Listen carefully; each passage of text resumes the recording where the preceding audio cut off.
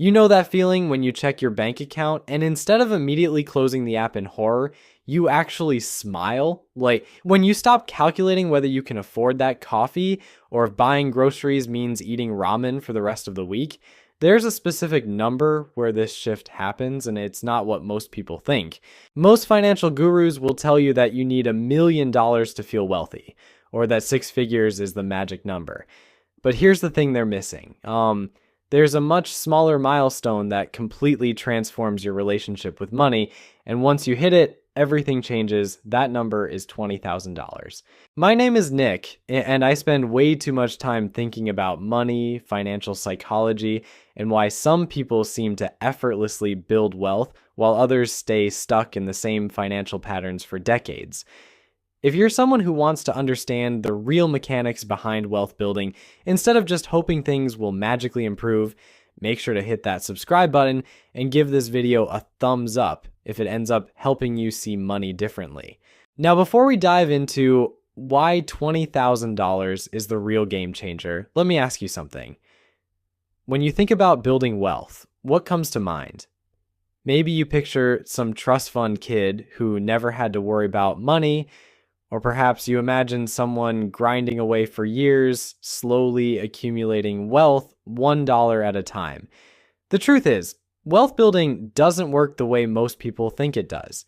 Here's what actually happens. There are certain financial thresholds that act like invisible barriers. Once you cross them, the rules of the game completely change.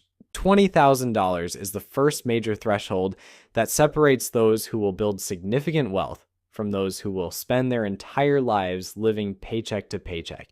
And the crazy part is, most people have no idea this threshold even exists. Think about it this way.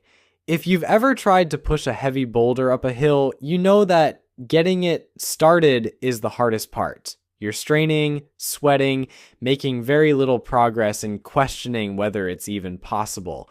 But once you build enough momentum, something magical happens. The boulder starts moving faster, and eventually, when you reach the top, it rolls down the other side almost effortlessly.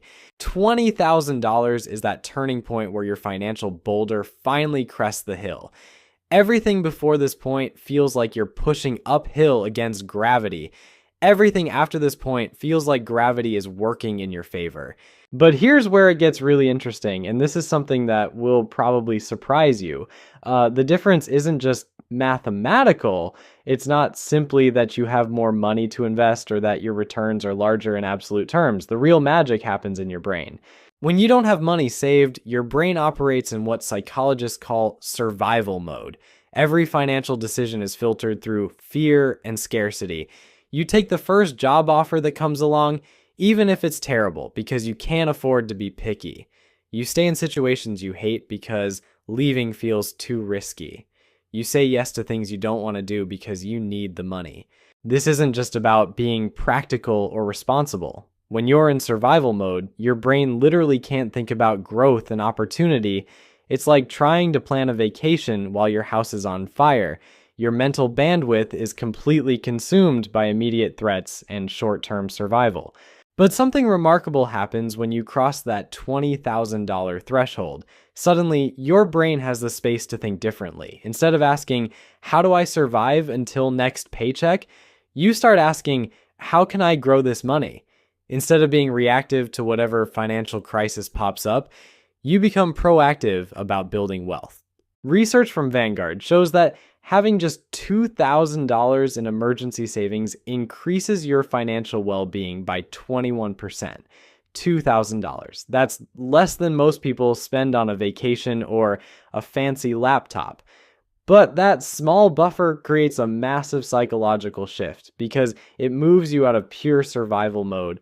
When you push that emergency fund to 3 to 6 months of living expenses, which for most people lands somewhere around $20,000, you get another 13% boost in financial well-being. But more importantly, you've now created enough breathing room for your brain to start thinking about wealth building instead of just wealth preservation. Here's where the math starts getting really exciting. Let's say you're saving $1,000 every month and earning an 8% return on your investments. Getting to your first $20,000 takes about 19 months of consistent saving and investing. That's a year and a half of discipline, sacrifice, and delayed gratification. It's not easy, and frankly, most people give up somewhere along the way.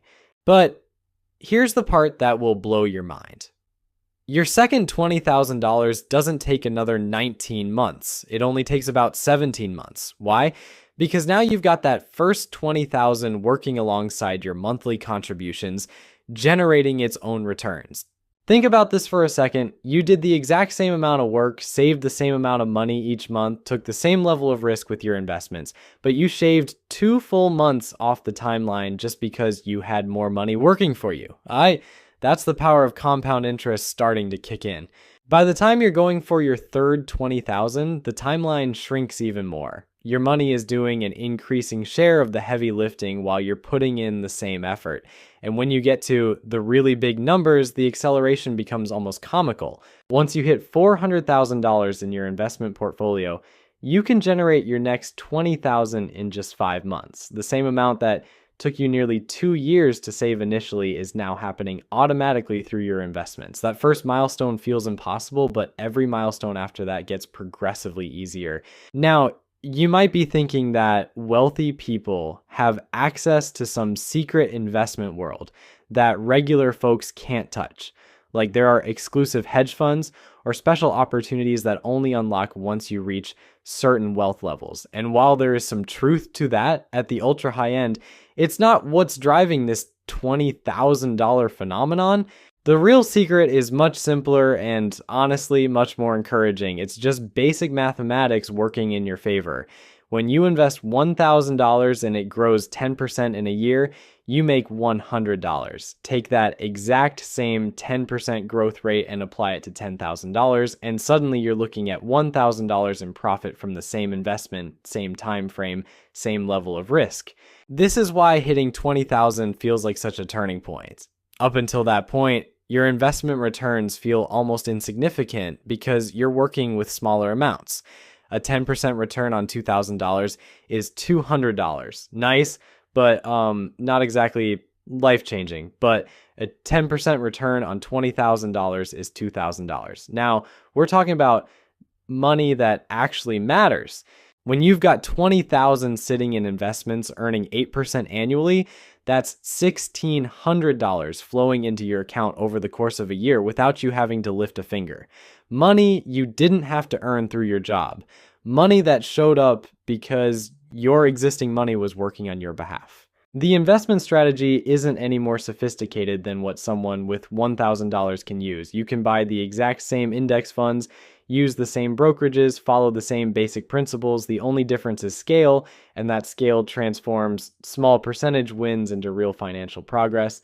But here's the part that most people completely miss, and it might be the most important point in this entire video.